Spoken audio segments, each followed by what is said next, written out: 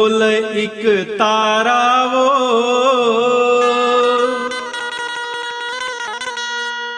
मोरे अंधियारी जीवन के तय सहारा वो मोरे अंधियारी जीवन के तय सहारा वो।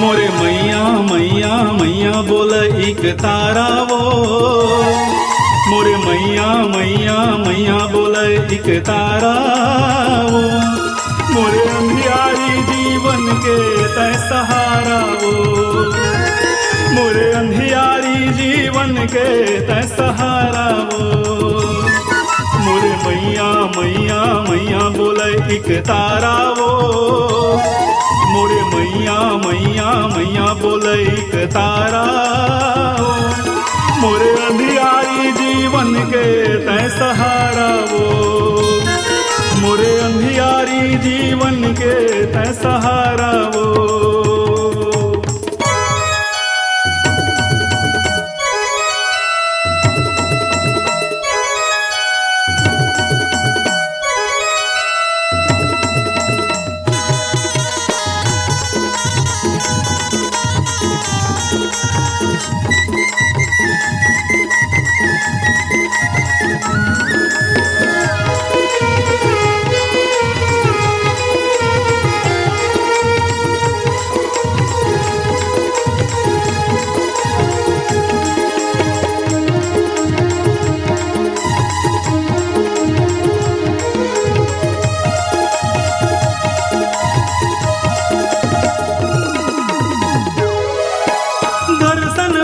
से चोला का हो गए दाई तोला दर्शन बतर से चोला का हो गए दाई तोला दाई वो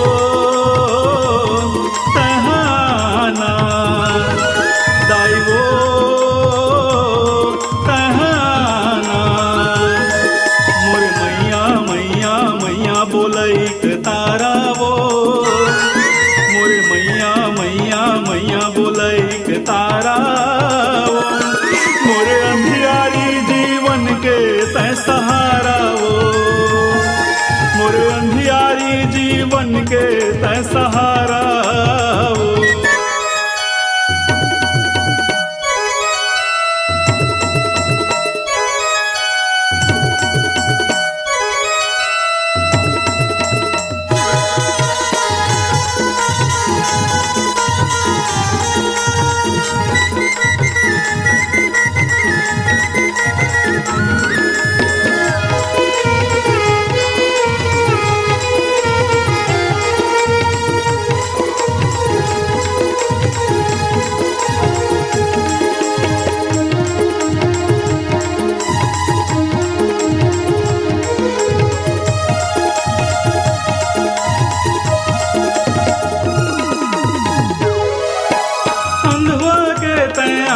खुरवा के तह लाठी अंधवा के दाई आखी खुरवा के तह लाठी दाई मोर तोर सहारा दाई मोर तोर सहारा मोरे मैया मैया मैया बोल एक तारा वो मोरे मैया मैया मैया बोल एक तारा वो मोरे अंधियारी जीवन के तय सहारा वो मोरे अंधियारी जीवन के तय सहारा वो।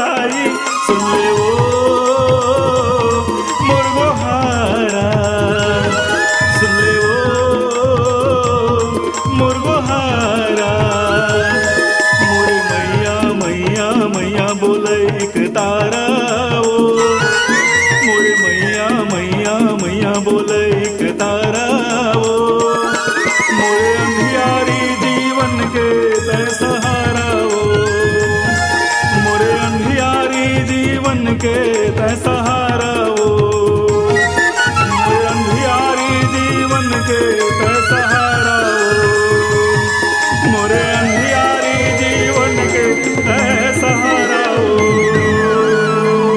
जो जवारा दई के मंदिर में, जी हाँ, आज ही ले आइए जेबीबी म्यूजिक मस्तूरी की शानदार भक्तिमय प्रस्तुति जो जवारा दई के मंदिर में, जिसे अपने सुमधुर स्वर से सजाया है रुपेश कुमार सोनी ने।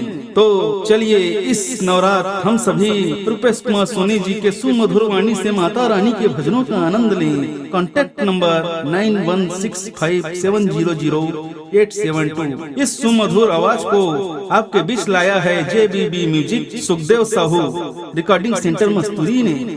Mobile number 7899730151 9754520566।